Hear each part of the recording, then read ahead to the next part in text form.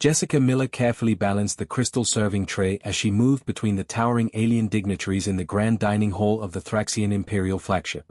For 3 months now, she had perfected the art of being invisible while serving the most powerful beings in the galaxy.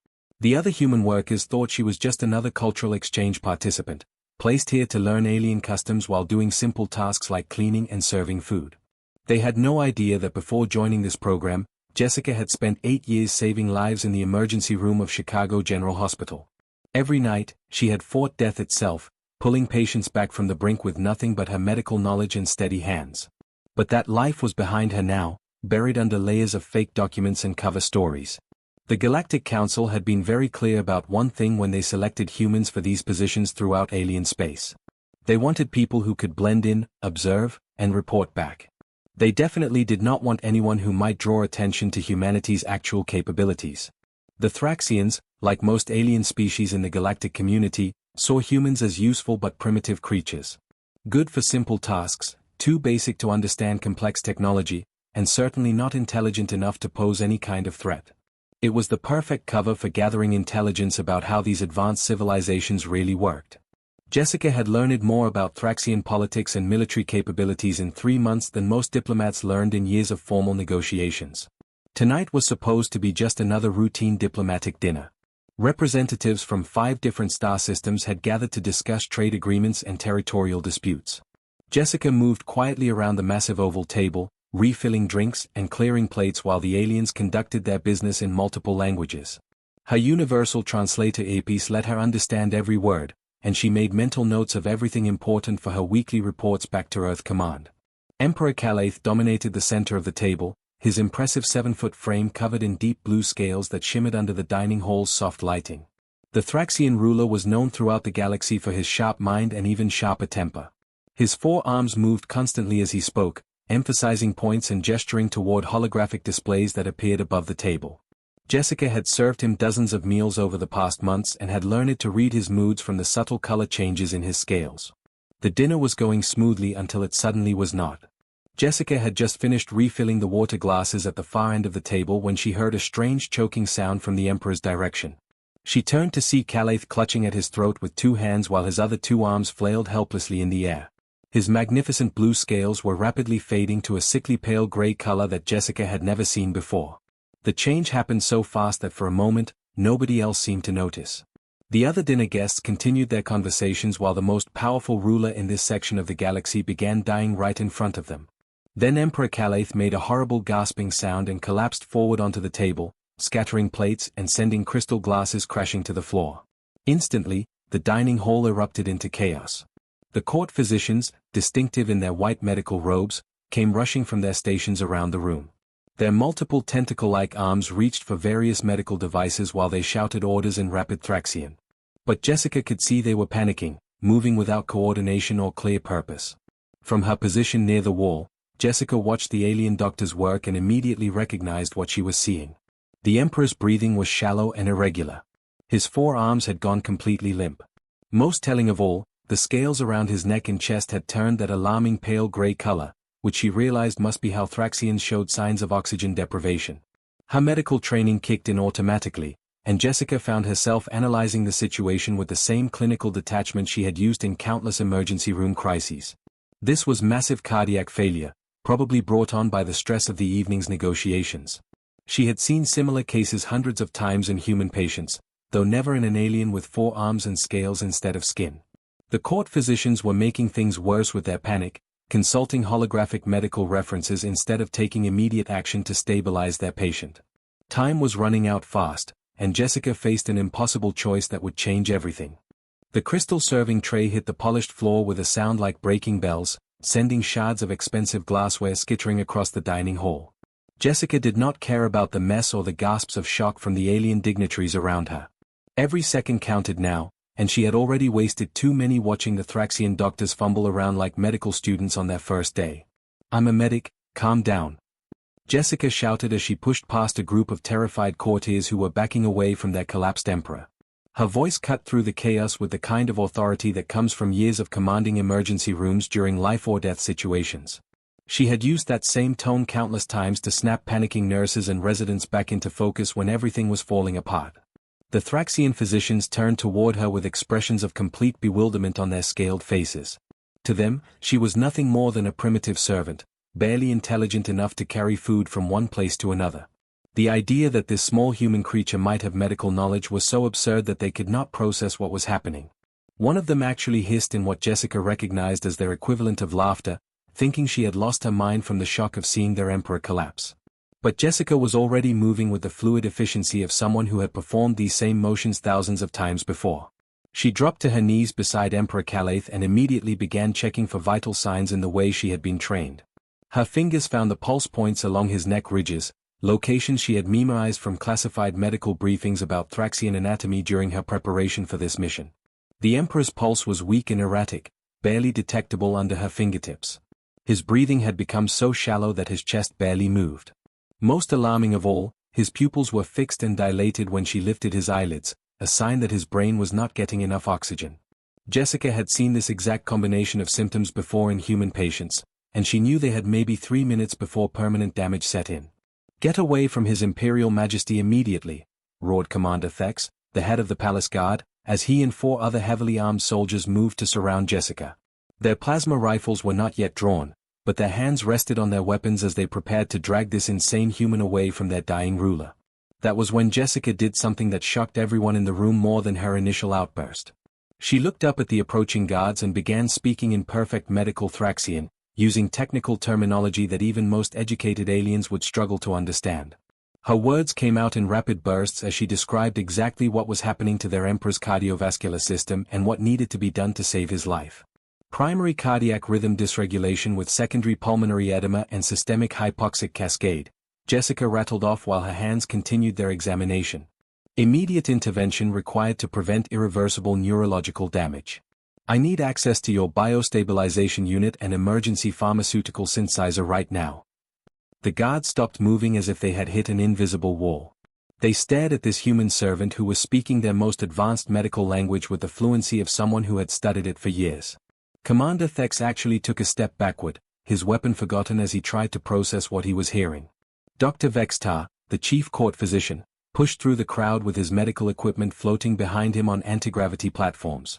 He was a respected healer who had served the imperial family for over 40 years, and his reputation throughout Thraxian space was legendary.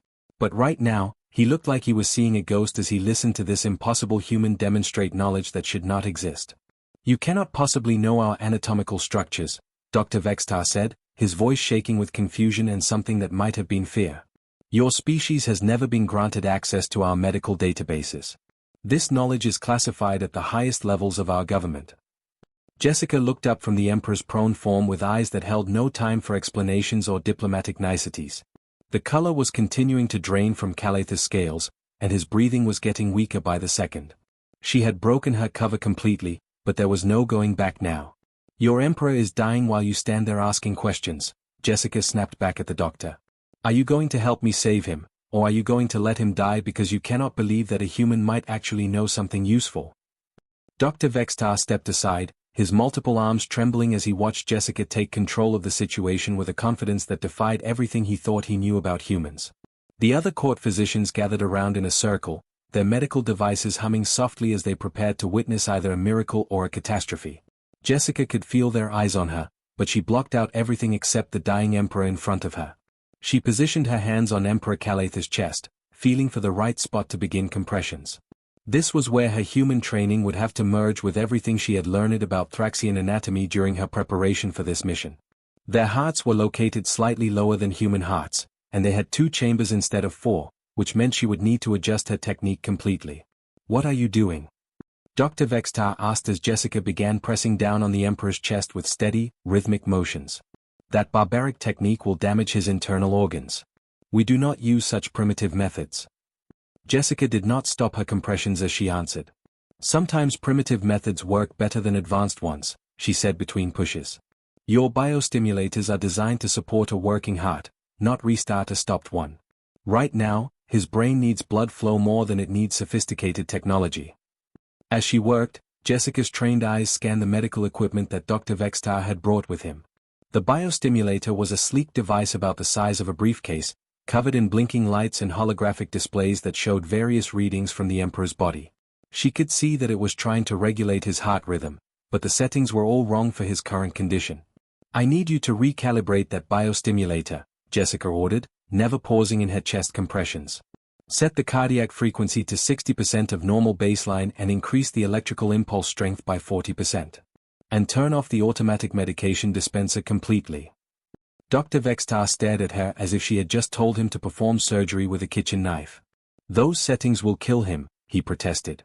"The device is calibrated specifically for Thraxian physiology. We cannot simply change the parameters based on guesswork." "It is not guesswork," Jessica said firmly. "Look at his scale patterns around the neck and shoulders. See those darker streaks running vertically? Those are genetic markers that your standard medical training probably taught you to ignore as cosmetic variations. But they are not cosmetic at all." She paused her compressions long enough to point at the distinctive markings on Emperor Calath's skin. The other doctors leaned in closer, suddenly paying attention to details they had overlooked in their panic. Jessica had spotted something that their years of advanced medical training had missed completely. "Your Emperor is not a pure Thraxian," Jessica continued as she resumed her life-saving rhythm. "Those markings indicate hybrid genetics from at least 2 other species. Probably Zentaurian and Kelvanic, based on the pattern distribution. That means his cardiovascular system does not respond to standard Thraxian treatments the same way a normal patient would." The implications of what she was saying hit Dr. Vextar like a physical blow. If the Emperor carried hybrid genetics, then every medical treatment he had ever received might have been wrong for his unique physiology. It would explain the mysterious health episodes that had puzzled court physicians for decades, the unusual reactions to medications, and the strange test results that never quite matched normal Thraxian patterns. "That is impossible," whispered Dr. Kelmax, another court physician who had been silent until now. "The imperial bloodline has been pure Thraxian for over 1,000 years. There are genetic records that prove this conclusively." Jessica managed a grim smile as she worked. "Genetic records can be altered," she said. "But DNA does not lie, and neither do the symptoms I am seeing right now. If you give him standard Thraxian cardiac medication in his current state, the chemical interaction with his Zentaurian genes will cause complete organ failure within minutes." Instead of using their prepared medications, Jessica began mixing her own treatment from the basic chemical components in their medical bay. Her hands moved quickly between the Emperor's chest and the alien synthesizer, creating a custom medication that had never existed before. She was combining human emergency medicine techniques with advanced alien technology, guided by classified briefings that had prepared her for exactly this kind of impossible situation. The court physicians watched in fascination and growing respect as this impossible human created solutions they had never even considered. She was thinking in ways their formal training had never taught them, approaching problems from angles that their advanced civilization had somehow overlooked.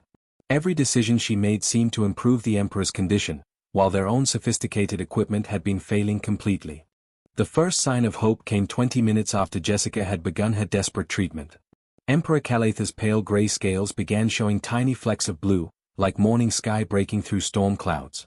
The change was so gradual that at first only Jessica noticed it, but she had been watching for exactly this kind of improvement. Her custom mixed medication was working its way through his hybrid cardiovascular system, finally giving his unique genetics what they actually needed instead of what standard medical protocols demanded. Dr. Vextar hunched over his scanner, running test after test as the readings slowly shifted from critical to stable. His 4 arms moved frantically across the holographic displays, double-checking numbers that seemed impossible. The biostimulator that Jessica had recalibrated was now working in perfect harmony with the Emperor's heartbeat, supporting rather than fighting against his natural rhythms. "These readings cannot be accurate," Dr. Vextar muttered, more to himself than to anyone else. "The genetic markers are showing combinations that our databases say are incompatible with life. Yet here they are, functioning perfectly under the right conditions." Jessica continued monitoring the Emperor's pulse while she watched his color return. The deep blue scales that marked healthy Thraxians were spreading from his core outward, replacing the deathly gray that had nearly claimed his life. His breathing was becoming deeper and more regular, and when she checked his pupils again, they were responding normally to the lights around them. "How long has he been experiencing unexplained fatigue?" Jessica asked Dr. Vextar without looking up from her patient. "Probably for years, but you attributed it to the stress of ruling an empire. And I bet he has had strange reactions to medications that work fine on other Thraxians." The court physician stared at her with something approaching awe. "You are describing his exact medical history," he admitted. For the past 15 years, His Imperial Majesty has experienced episodes that we could never fully explain. Treatments that should have worked failed mysteriously. We assumed it was simply the burden of leadership affecting his health. Around them, the dining hall had fallen completely silent. The diplomatic guests from 5 different star systems stood frozen in place, watching a human servant perform medical miracles that their most advanced physicians could not achieve. The political implications were staggering, but nobody dared speak while the Emperor's life still hung in the balance. Emperor Calatha's eyes fluttered open slowly, focusing with effort on the faces gathered around him. His gaze moved from Dr. Vextar to the other court physicians, then settled on Jessica with an expression of growing clarity and understanding. When he spoke, his voice was weak but steady, carrying the authority of someone who had ruled star systems for decades. "You are no mere servant," he said directly to Jessica, his words cutting through the silence like a blade through silk.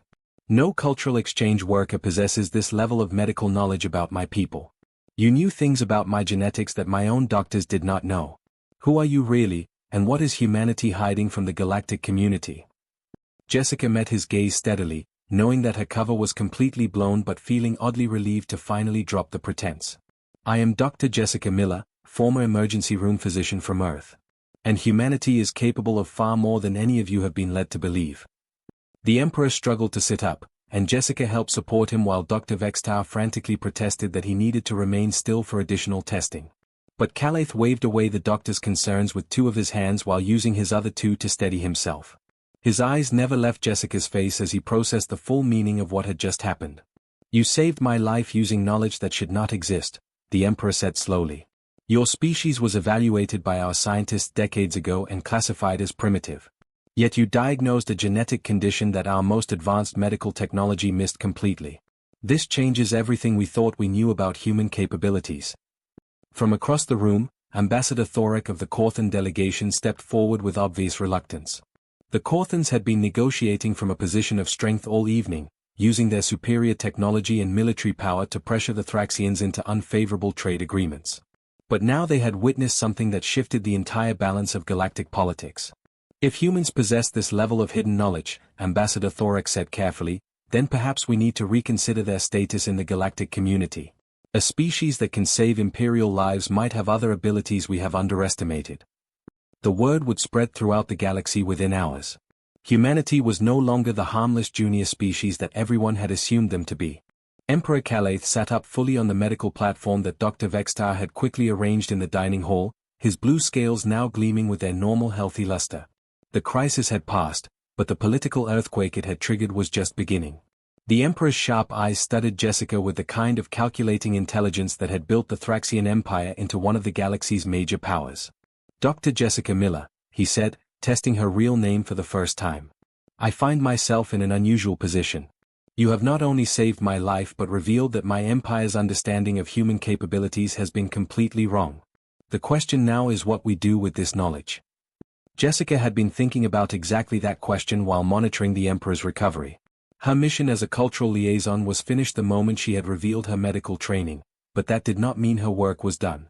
If anything, this crisis had opened doors that might have taken decades of traditional diplomacy to unlock. "Your Imperial Majesty," Jessica began, choosing her words carefully, "I believe this situation presents an opportunity that benefits both our peoples. You could certainly offer me a position as your personal physician, and I would be honored to serve. But I think we can aim much higher than that." The Emperor's head tilted slightly, a gesture that Jessica had learned indicated curiosity and interest among Thraxians. Around them, the diplomatic guests and court officials listened intently, realizing that they were witnessing history being made in real time. The balance of power in their section of the galaxy was shifting right before their eyes. "What exactly are you proposing, Dr. Miller?" Emperor Calath asked, his tone indicating that he was prepared to hear something significant. Jessica took a deep breath and launched into the proposal she had been forming while working to save his life. A formal medical exchange program between humanity and the Thraxian Empire. Not just me working as your doctor, but a full partnership where our medical knowledge combines with your advanced technology. Think about what we could accomplish together. She gestured toward Dr. Vextar and the other court physicians who were still studying their scanner readings with fascination. "Your doctors are brilliant, but they think in ways that your advanced civilization has taught them. Human medicine developed differently because we had to work with limited resources. We learned to improvise, to see patterns that sophisticated equipment might miss, to find solutions using whatever was available. Dr. Vextar looked up from his scanners with an expression of growing excitement. The hybrid diagnosis technique she used tonight could revolutionize how we approach genetic medicine, he said to the Emperor. If humans have developed systematic approaches to these problems, the applications could extend far beyond Thraxian physiology. Emperor Calaith nodded slowly as he considered the implications. You are suggesting that Earth should be elevated from its current status as a junior member of the Galactic Council to something approaching equal partnership with the major powers. Exactly, Jessica confirmed. Humanity has been underestimated because everyone focused on our technology levels and military capabilities. But medicine is just one area where our different developmental path has given us unique advantages. There are probably dozens of other fields where human approaches could benefit the entire galactic community. The political ramifications were staggering, and everyone in the room knew it. Ambassador Thorek of the Corthan delegation was already calculating how this development might affect their own negotiations with various species. If humans were suddenly considered essential partners rather than useful subordinates, it would reshape trade agreements, military alliances, and territorial disputes throughout their region of space. 3 months later, the Grand Amphitheater of the Galactic Medical Assembly buzzed with anticipation as representatives from over 50 species gathered for an unprecedented presentation. Dr. Jessica Miller stood at the central podium, wearing the formal robes of a full council member rather than the simple uniform of a cultural exchange worker. The transformation was symbolic of humanity's rapid rise in galactic society. Behind her, massive holographic displays showed survival statistics that had shocked the medical community throughout known space. Cardiac event mortality rates among 12 different species had dropped by an average of 40% after implementing human-developed hybrid treatment protocols. Emergency response procedures that combined human improvisation techniques with alien technology were saving lives on hundreds of worlds. Ladies, gentlemen, and distinguished beings of all classifications, Jessica began, her voice carrying clearly through the Assembly's translation systems. 6 months ago, humanity was considered a minor species useful primarily for simple tasks. Today, I stand before you as proof that our greatest strength was never our technology or our military power. Our strength lies in our ability to adapt, to innovate, and to find solutions where others see only problems. The applause that followed came from dozens of different species, creating a symphony of sounds that had never been heard together before. In the VIP section, Emperor Calaith watched with satisfaction as his gamble on humanity paid dividends that extended far beyond his own empire's borders.